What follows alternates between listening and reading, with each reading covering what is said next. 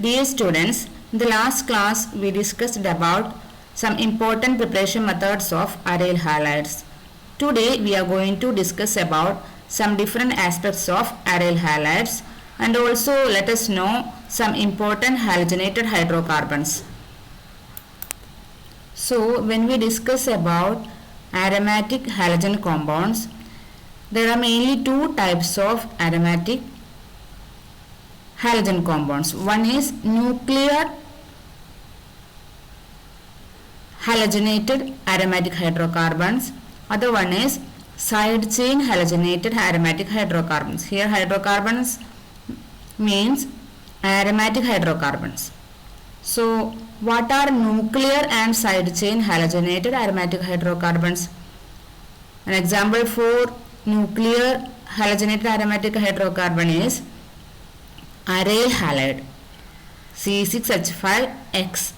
Why it is called nuclear halogenated aromatic hydrocarbon? In this case, the halogen is directly attached to the aromatic nucleus. Here you can see some examples for aryl halides. Aryl halides are nuclear halogenated aromatic hydrocarbons. Fluorobenzene, chlorobenzene, bromobenzene and iodobenzene. In this case, the halogen fluorine is directly attached to the aromatic nucleus, so they are called nuclear halogenated aromatic hydrocarbons. Then other halogenated aromatic hydrocarbon is side chain halogenated aromatic hydrocarbon. Example, aralkyl halides. They are also known as side chain halogenated hydrocarbons are also known as aralkyl halides. Nuclear halogenated hydrocarbons are also known as aryl halides. So in the case of side chain halogenated hydrocarbons or aralkyl halides, C6H5CH2X. In this case, the halogen is not directly attached to the aromatic nucleus, but it is attached to a side chain. Here you can see one example for aralkyl halide, that is benzyl chloride. In this case, the chlorine is directly attached to a side chain. Here you can see one side chain, that is CH3. In CH3, one hydrogen is replaced by a chlorine, so we will get C6H5CH2Cl. This is an example for aralkyl halide, that is benzyl chloride. So based on the attachment of halogen on whether it is on the nucleus or on the side chain, we have two types of halogenated aromatic hydrocarbons. So we have to know their reactivity. How can we distinguish between them? So in the case of aryl halides, they usually do not undergo nucleophilic substitution reactions as easily as alkyl halides. Usually alkyl halides undergo nucleophilic substitution reactions very easily. But in the case of aryl halides, they do not undergo nucleophilic substitution reactions because the halogen is directly attached to the aromatic nucleus. So it is difficult to break this bond in order to undergo nucleophilic substitution reaction. Nucleophilic substitution means we had to replace this nucleophile with another nucleophile by reacting with a suitable reagent. There are some more reasons for the inertness of this aryl halide towards nucleophilic substitution reaction that we will discuss in a later session. So for the time being, just know that aryl halides usually reluctant to nucleophilic substitution reactions. Then in the case of aryl halides, we know that halogen is not directly attached to the aromatic nucleus, but it is attached to the side chain, so they can undergo nucleophilic substitution reactions relatively easily as the halogen is present in the side chain. Just as in the case of alkyl halides, they can undergo nucleophilic substitution reactions. So by knowing their reactivity towards nucleophile substitution, reactions by using this reactivity towards nucleophile substitution reaction, we can test them. We can distinguish between these two types of halogenated hydrocarbons by treating with them suitable reagents. Here you can see two important distinguishing tests between nuclear and side chain halogenated hydrocarbons in the laboratory. One is with silver nitrate solution that you can see here. When gently warmed with alcoholic silver nitrate solution, an aralkyl halide, that is an aromatic halide like benzyl halide C6H5CH2X, in which the halogen is present in the side chain, yields a precipitate of the corresponding silver halide, AgX, generally AgX. If it is silver chloride, it will be a white curdy precipitate that will be soluble in ammonium hydroxide. If it is silver bromide, then a pale yellow precipitate is formed that is partially soluble in ammonium hydroxide. And if it is silver iodide, you will get a yellow precipitate that is insoluble in ammonium hydroxide. So what you have to do is, if you are giving a compound, aromatic halogenated compound, then you have to test whether it is a nuclear or side chain halogenated hydrocarbons. So first you have to do one test with silver nitrate solution. The given compound should be treated with silver nitrate solution, alcoholic silver nitrate solution. Then if you get a white precipitate, that will be silver chloride, and if it is soluble in ammonium hydroxide, of course it is benzyl chloride is the compound.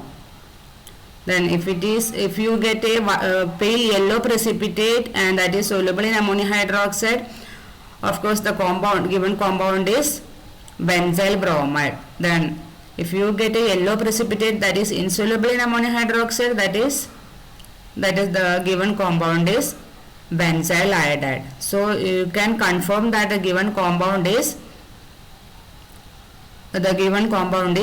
side chain halogenated hydrocarbon.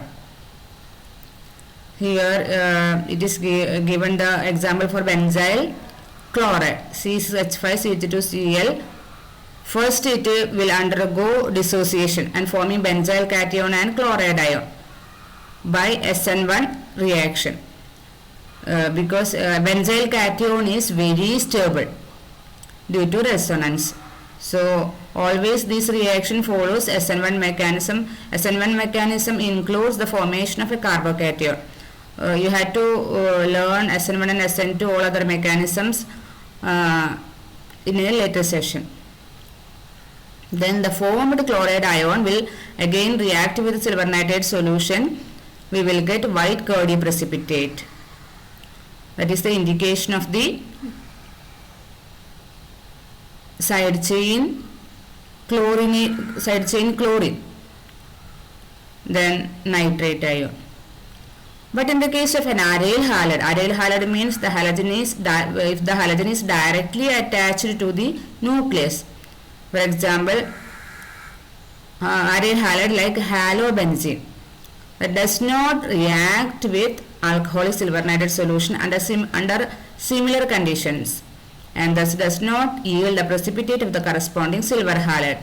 So if we have an aryl halide, for example chlorobenzene, which on treating with the silver nitrate solution, we will not get the precipitate of the corresponding silver halide. That indicates the halogen is directly attached to the aromatic nucleus. So by this test we can distinguish whether a halogen is directly attached or whether it is attached to a side chain by treating this test. So In organic compound analysis, you have to do analysis of different types of compounds. So if you found that a particular compound, that the given compound, if you found that a given compound contains halogen by using the sodium fusion extract test, then you have to confirm the halogen is whether it is attached to a side chain or it is attached to a nucleus by using this test. But usually in your lab you are giving only chlorobenzene, not other compounds, bromobenzene or any other aralkyl compounds like benzyl halide. Only you are giving chlorobenzene. But you have to do the test and you have to confirm and write it in your scheme of analysis in your book. So one test is with silver nitrate solution for distinguishing between side chain halogenated hydrocarbon and nuclear halogenated hydrocarbon. So this is test 1. Now let us discuss the second test. Then second test for distinguishing between nuclear and side chain halogenated aromatic hydrocarbon, that is by treating the given compound with aqueous NaOH followed by silver nitrate solution. So when a side chain halogenated arene, for example benzyl halide or benzyl chloride or generally benzyl halide, is heated with aqueous NaOH solution for about 15 minutes, subsequently cooled, acidified with dilute HNO3 and then treated with aqueous silver nitrate solution, a precipitate of the corresponding silver halide AgX. If it is silver chloride, white curdy precipitate soluble in ammonium hydroxide. If it is silver bromide, then a pale yellow precipitate partially soluble in ammonium hydroxide. Then if it is silver iodide, a yellow precipitate soluble in ammonium hydroxide is obtained. So what we are doing in the test is simply treating the given compound with aqueous NaOH for about 15 minutes. So what happens when we treat the given compound with aqueous NaOH? There will be substitution reaction. There occurs some substitution reaction and we will get benzyl alcohol. That means from aqueous NaOH, OH minus will replace the Cl minus from benzyl chloride. So we will get benzyl alcohol. This reaction it can occur through SN1 or SN2 mechanism. And we will get the benzyl chloride will release Cl minus ion. Then for after cooling and acidifying, after cooling, acidifying with diode HNO3, we have to treat it with silver nitrate solution. So the released chloride ion will react with silver nitrate solution and we will get silver chloride, white curdy precipitate of silver chloride. So two reaction is there. One is first by treating the given compound with aqueous NaOH. So in the first reaction there will be release of chloride ion. Then that reaction mixture is treated with mixture is cooled and then acidified with dilute HNO3 and then treating with silver nitrate solution.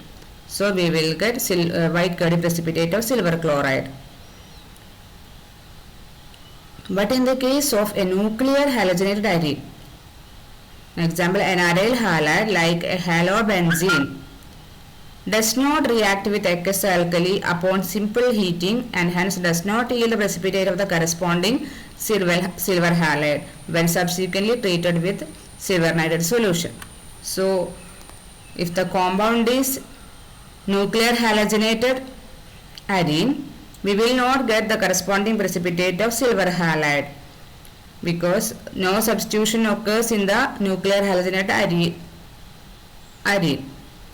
So these are the main two tests to distinguish between nuclear and side chain halogenated aromatic hydrocarbons. This is usually done in your organic compound analysis in your lab. That means in your organic lab you have to carry out organic analysis of different types of compounds. So as I already told, you have to if you are given a compound and if you found that the given compound contains halogen, you have to confirm it whether it is nuclear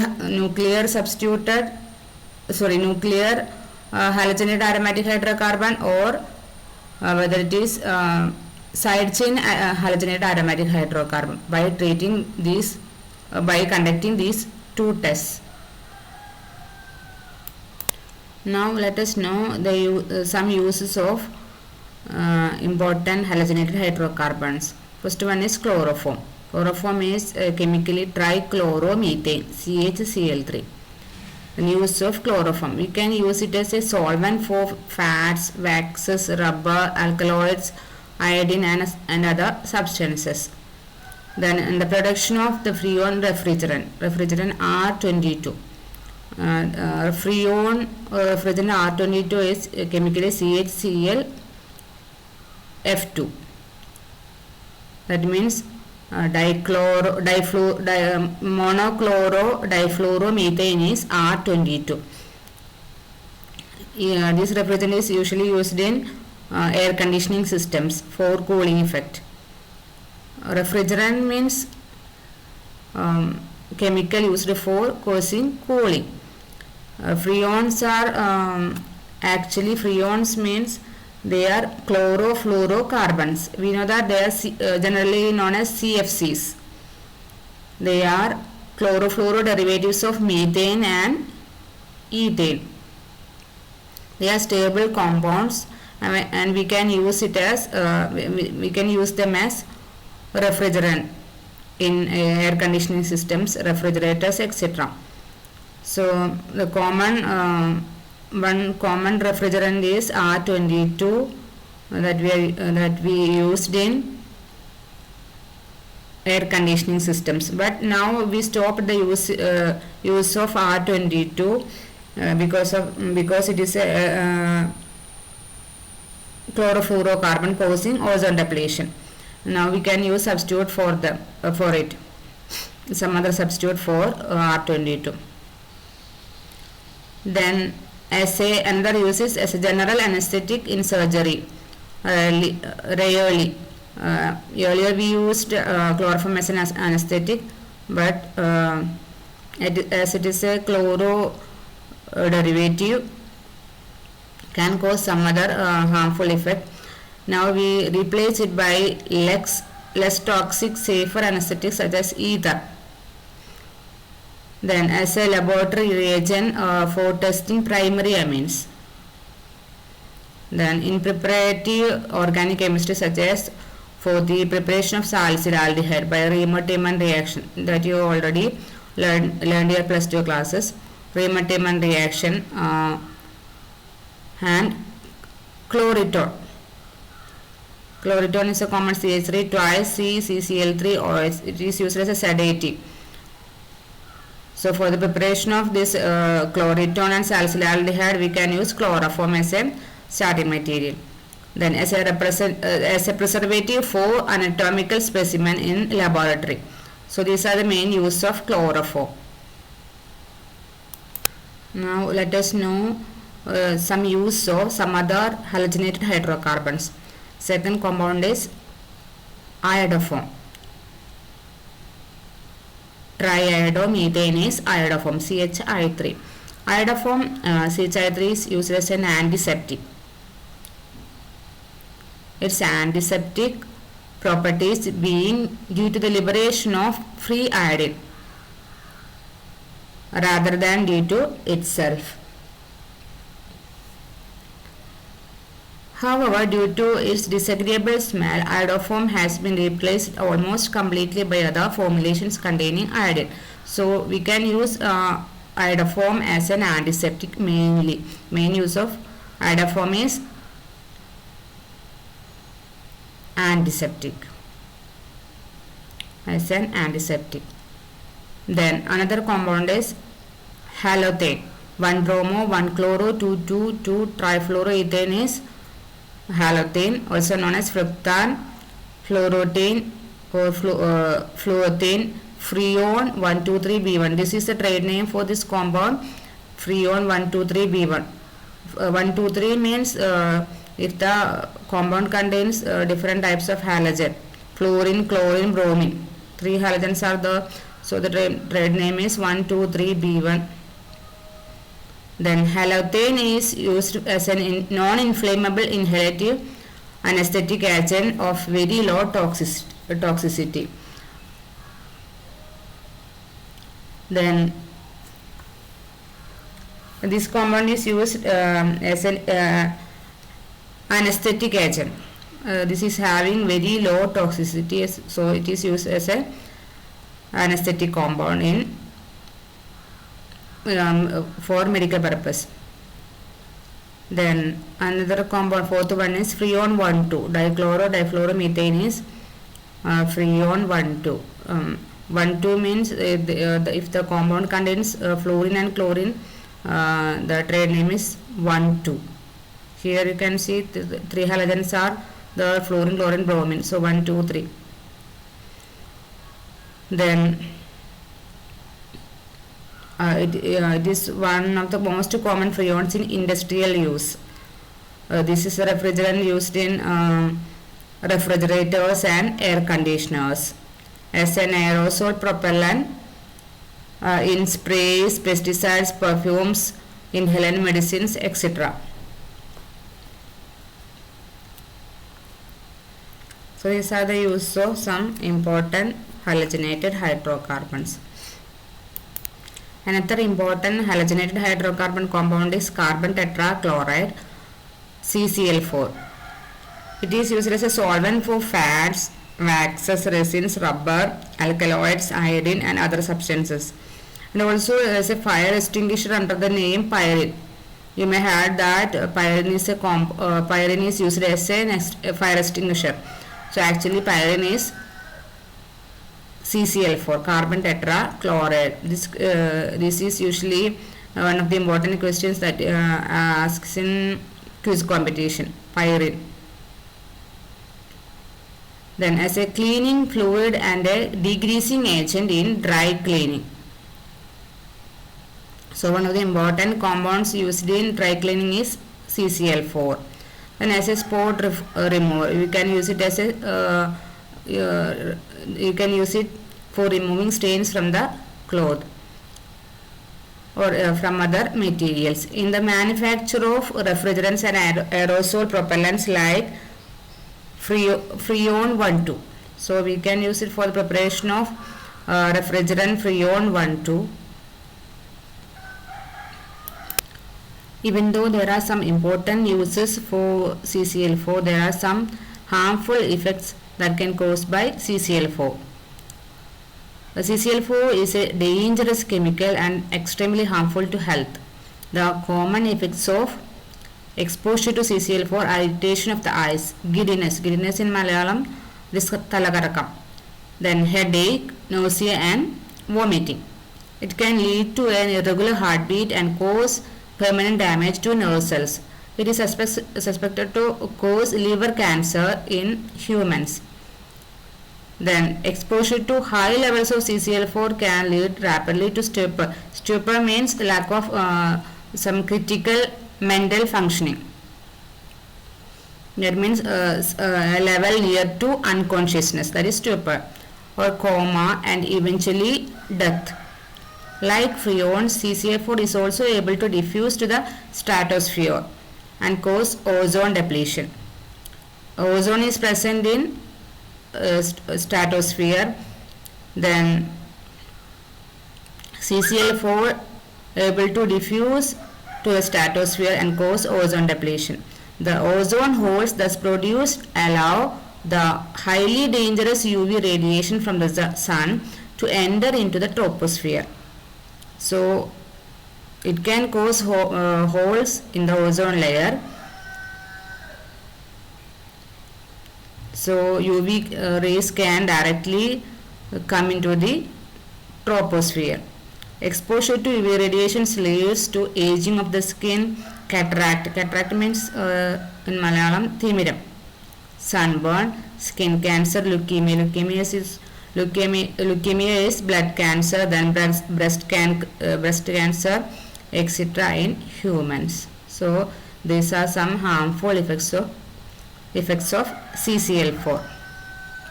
So today we discussed how to distinguish between nuclear and side chain halogenated aromatic hydrocarbons, and also some uses of some important halogenated hydrocarbons, and also some harmful effects of CCl4. Thank you.